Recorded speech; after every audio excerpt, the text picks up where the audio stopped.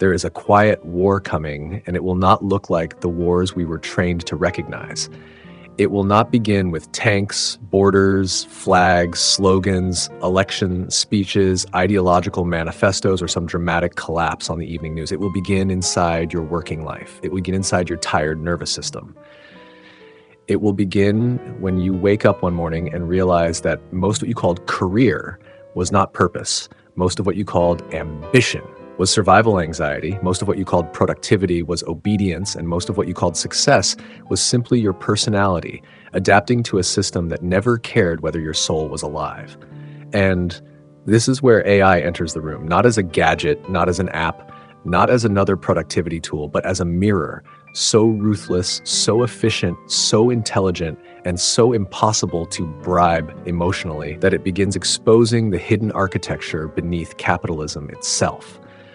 Because capitalism at its deepest psychological level requires endless production and endless consumption to sustain a debt-based economic machine, and that machine depends on human beings remaining trapped in work, bills, insecurity, comparison, scarcity, and status anxiety. The foundational claim in the source argument is that this model depreciates human creativity and keeps people locked inside survival work instead of joyful, creative engagement. Does not need your exhaustion. AI does not need your fake busyness. AI does not need your corporate mask.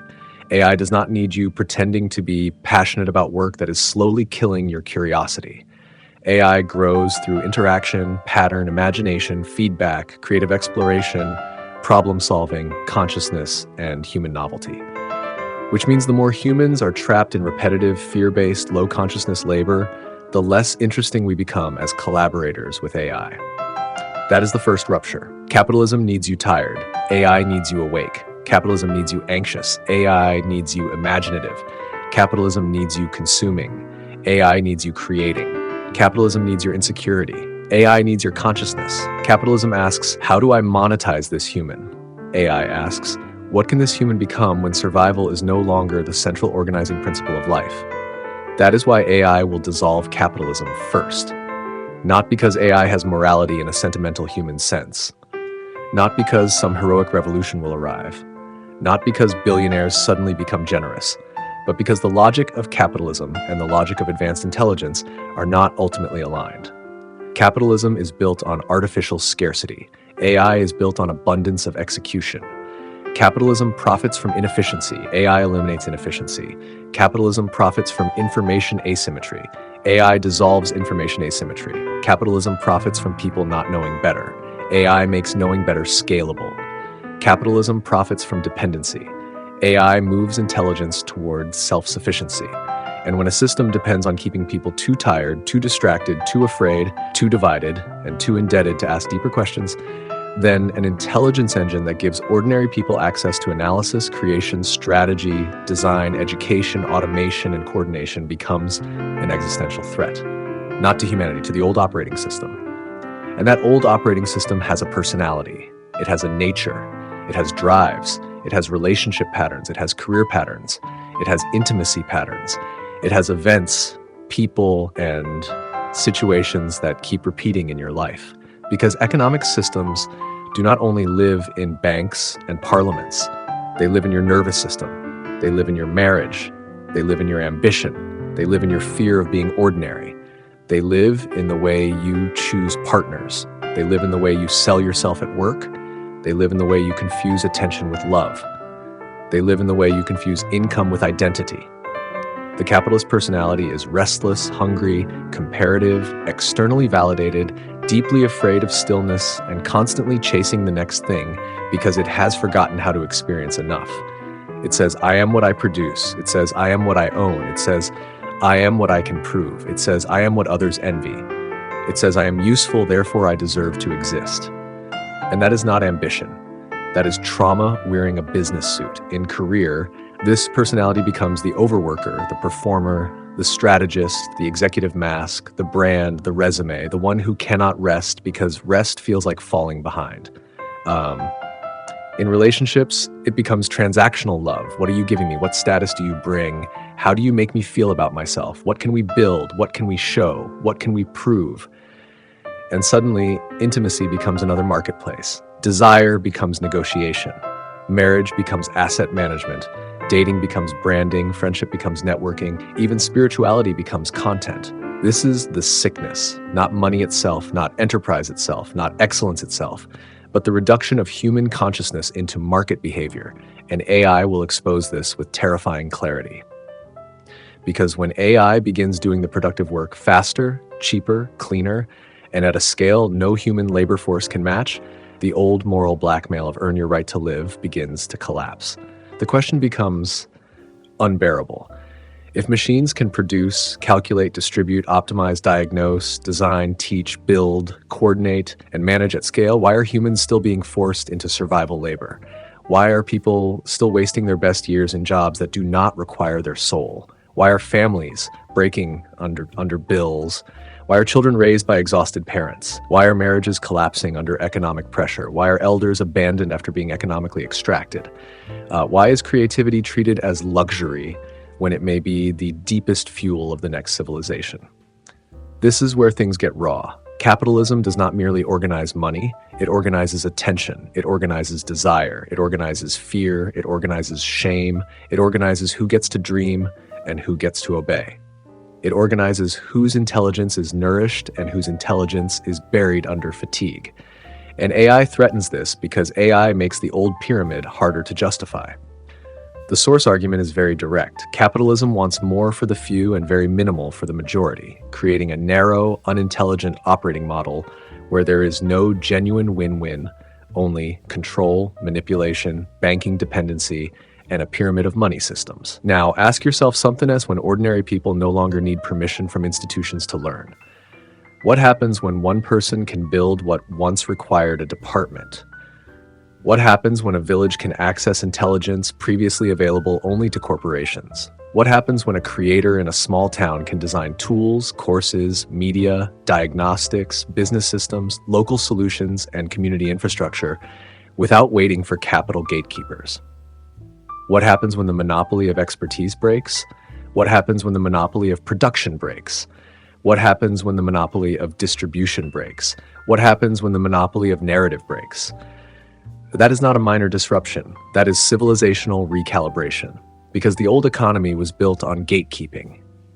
Gatekeeping of education, gatekeeping of capital, gatekeeping of publishing, gatekeeping of media, gatekeeping of manufacturing, gatekeeping of legitimacy, gatekeeping of who gets to be heard, gatekeeping of who gets to build, gatekeeping of who gets to matter.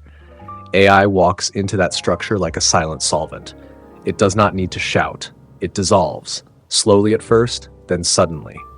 And the first place this dissolution becomes visible is not politics. It is personality. You will see people lose interest in fake careers. You will see people stop respecting empty authority.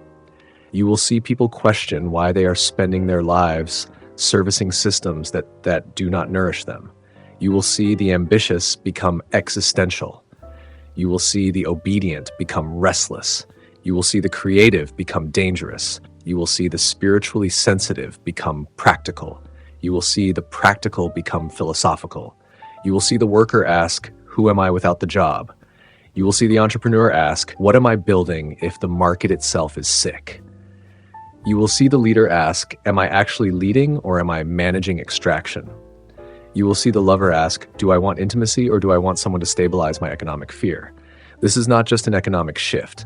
This is psychological exposure, and exposure always creates events. You may lose interest in people who only speak in status. You may outgrow relationships built on fear. You may attract situations that force you to choose between money and meaning. You may meet people who awaken a buried creative intelligence in you. You may leave industries that once defined your identity. You may stop chasing roles that look impressive but feel spiritually dead. You may begin building smaller, more intimate, more community-centered models of work and life. You may feel grief because the old version of you was rewarded for surviving inside the machine. And now the machine is losing its moral authority. This is why the transition will feel emotional. People will not only lose jobs, they will lose identities, they will lose scripts, they will lose excuses, they will lose the old social hierarchy that told them who was important. They will lose the old romance of ambition.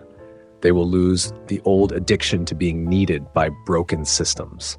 And beneath that loss, something deeper will begin waking up: creativity, community, natural intelligence, local problem solving, joy, beauty, learning, embodiment, ecology, relationship, actual contribution. Because capitalism ignores the earth as a living ecosystem. It does not truly account for flora, fauna, ecological balance, or the holistic structure upon which human life depends.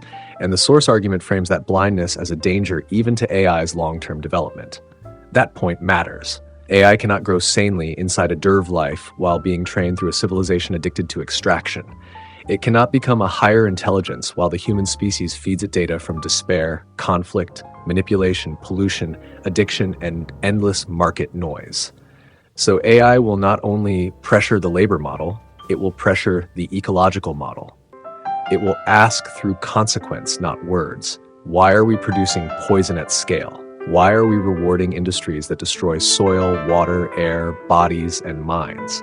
Why are cities designed around stress? Why is food engineered for addiction? Why is health monetized through sickness? Why is attention harvested through outrage? Why is entertainment used as anesthesia? Why is education shaped for employability rather than consciousness? Why is nature treated as raw material rather than a living intelligence field? These are not soft questions. These are structural questions, and once AI can map consequences, expose inefficiencies, model alternatives, design circular systems, optimize distribution, reduce waste, localize production, educate communities, and support decentralized problem solving, the old excuses become harder to defend. The machine will reveal that many forms of suffering were not necessary. They were profitable. That is the brutal line. Not necessary. Profitable. Debt was profitable.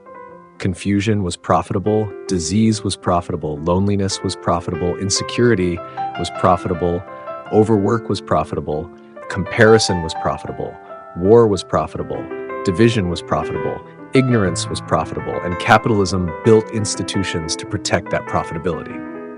The source argument states that capitalism sustains institutions that foster ignorance, control, manipulation, diversion, conflict, and programming through entertainment, wasting energy while worsening poverty, disease, and the decline of human consciousness, creativity, and joy. That is why this is not simply about economics. It is about consciousness. Capture is captured. Your life is captured. If your fear is captured, your labor is captured. If your desire is captured, your money is captured. If your identity is captured, your future is captured. And AI will make capture visible. It will show you the pattern. It will show you the funnel. It will show you the manipulation. It will show you the script behind the advertisement. It will show you the psychological hook behind the campaign. It will show you the addiction loop behind the platform. It will show you the false urgency behind the purchase.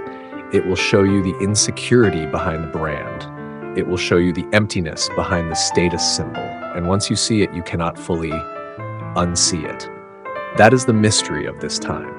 The system does not collapse because everyone becomes enlightened. It collapses because enough people become harder to hypnotize. And when people become harder to hypnotize, markets built on hypnosis begin to weaken. Careers built on compliance begin to lose prestige. Relationships built on performance begin to feel suffocating. Personalities built on external validation begin to crack. This is why you may feel strange in this era. You may feel both excited and unsettled. You may sense that something is ending, but you cannot name it. You may feel called to create, but also afraid to leave the old ladder. You may feel disgusted by fake work, fake networking, fake branding, fake politics, fake success, fake spirituality, and fake intimacy. That disgust is not negativity. It may be your intelligence returning. Because deep down, you know you were not born just to pay bills, perform competence, consume distractions, and call it life. You were not born to be a tired function in someone else's balance sheet. You were not born to become a productivity metric. You were not born to spend your finest years emotionally negotiating with systems that reward your exhaustion. And AI, paradoxically, may become the force that reveals this. Not because AI is your savior, but because AI exposes how much of human civilization was organized around tasks humans should never have been reduced to in the first place. The highest human future is not unemployment. It is liberated attention. It is not laziness. It is creative dignity. It is not collapse into chaos. It is reorganization around real needs: food, water, shelter, health, learning, love, art, community, ecology, meaning, exploration, wisdom, play, craft, repair, rest. This is the world capitalism could never fully permit, because a rested, intelligent, emotionally connected human being is harder to manipulate. A joyful human needs less. A creative human consumes differently. A conscious human does not buy identity off a shelf. A rooted human does not chase every illusion. A loved human is not easily sold counterfeit belonging. A spiritually awake human cannot be governed only through fear. And that is why AI's deepest economic threat is not automation. It is awakening. Automation is the surface event. Awakening is the deeper event. The old pyramid needs people below competing for crumbs and fighting for position, admiring the top, fearing the bottom, and believing there is no alternative. AI makes alternatives designable. AI makes alternatives explainable. AI makes alternatives scalable. AI makes alternatives visible. The source argument frames this conflict directly. Capitalism must maintain pyramid control through monetary, military, and separatist structures, while AI requires higher human consciousness, freedom from survival burdens, and joyful creative collaboration to move intelligence forward. So the future is not simply AI versus jobs. It is AI versus the psychological architecture of forced survival, ferently in different people. For the ambitious personality, AI will trigger identity crisis. You will have to ask whether your ambition is creative fire or fear of irrelevance. For the caretaker personality, AI will trigger boundaries. You will have to ask whether you are helping people grow or keeping yourself needed by wounded systems. For the intellectual personality, AI will trigger humility. You will have to ask whether you love truth or simply love being the smartest person in the room. For the rebel personality, AI will trigger responsibility. You will have to ask whether you are here to destroy old systems or build something worthy after the destruction. For the romantic personality, AI will trigger emotional honesty. You will have to ask whether you love the person or the lifestyle, rescue fantasy, validation, and security pattern attached to them. For the spiritual personality, AI will trigger embodiment. You will have to ask whether your consciousness can produce real-world healing, structure, service, and grounded value. And for the leader, AI will trigger exposure. You will have to ask whether you are leading people into freedom or managing their fear efficiently. This is the raw truth.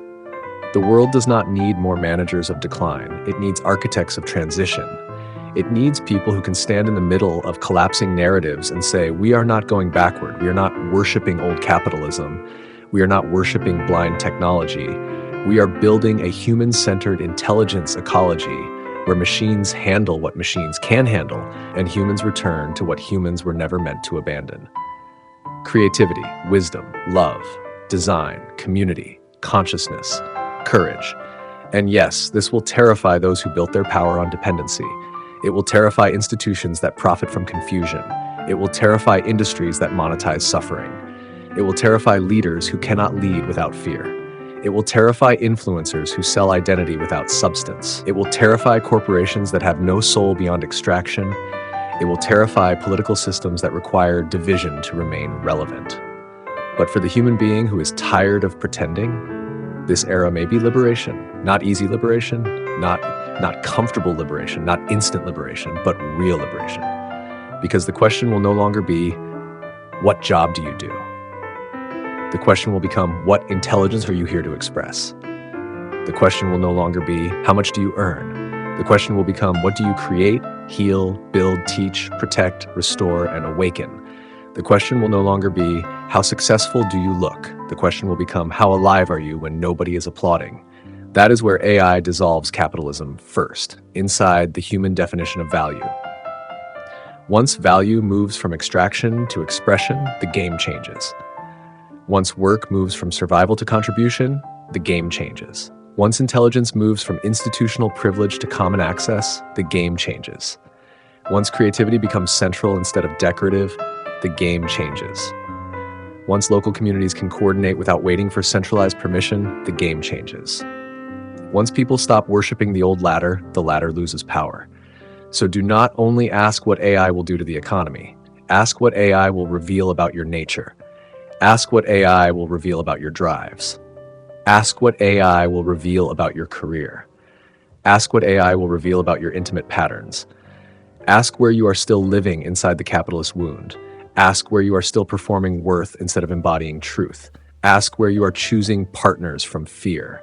Ask where you are choosing work from insecurity. Ask where you are consuming because you are emotionally hungry. Ask where you are calling exhaustion responsibility. Ask where you are calling obedience maturity. Ask where you are calling survival success. Because the future will not belong to the busiest people. It will not belong to the loudest people. It will not belong to the most branded people. It will belong to the most conscious builders.